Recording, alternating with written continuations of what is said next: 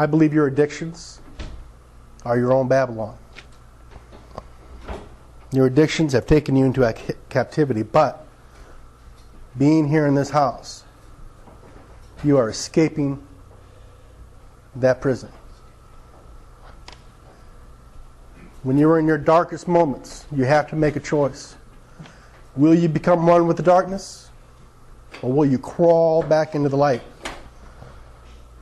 Your presence here in this house shows me and everybody else how far you have come. You've made new relationships. You are restoring others. You have come far. But the road calls you to go further. Jeremiah closes with a promise for a brighter day when God will restore his people. And he writes, "When 70 years are completed for Babylon, I will come to you and fulfill my good promise to bring you back to this place. For I know the plans I have for you, declares the Lord, plans to prosper you and not to harm you, plans to give you hope and a future.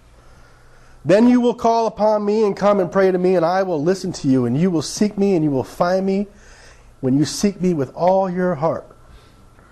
I will be found by you, declares the Lord, and will bring you back from captivity. I will gather you from all the nations and the places where I have banished you, declares the Lord, and I will bring you back to the place from which I carried you into exile." He promises them a brighter day. And that's why I came here today. I can't talk about your problems. I'm not qualified. So I came here tonight to tell you what living my life looks like. My life is a life that's free of addictions.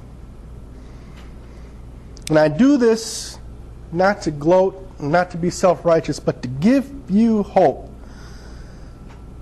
of what's possible if you continue to struggle away from your old life and endure the fight to continue swimming upstream against your own past. I know it's not easy. I know there are days where it might not seem worth the effort, but I'm here to tell you tonight that it is. I go to sleep each night in a place where I am allowed to be. I have no fear that anybody is ever going to come wake me up, tell me to move along. It's my place, and I have control over who I share it with and how I use it. It's not fancy, it's not perfect, but it's my home. And I wake up each morning next to my wife, sometimes in her arms, where I can smell her hair, I can feel her warmth. Sometimes her feet are cold as ice. And sometimes her breath is as bad as mine. That don't matter because it's all her. She is the woman that God has called into my life, and I couldn't count the blessings that she's added to it. My daughter is 20 years old, my son is 17, and in the morning they're in their rooms asleep, safe and secure. They never have the anxiety of an abusive parent. They never wonder if today violence will touch them. They don't sleep with one ear open, listening for someone on the hunt to do harm. Their rooms are a mess. It's not a big problem.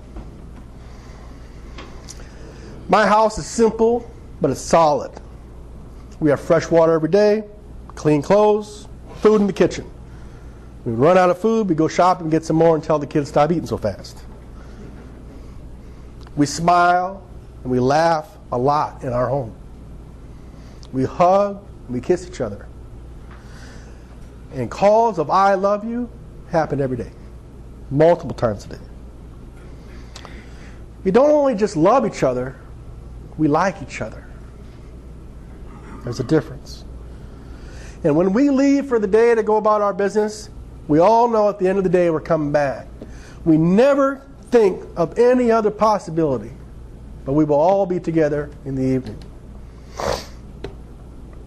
We have no experience with DEA, INS, CPS, any other initial from the government coming into our home. And with the exception of my son using a BB gun a few years ago, the police have never come to my front door. Had to throw that in for you, son.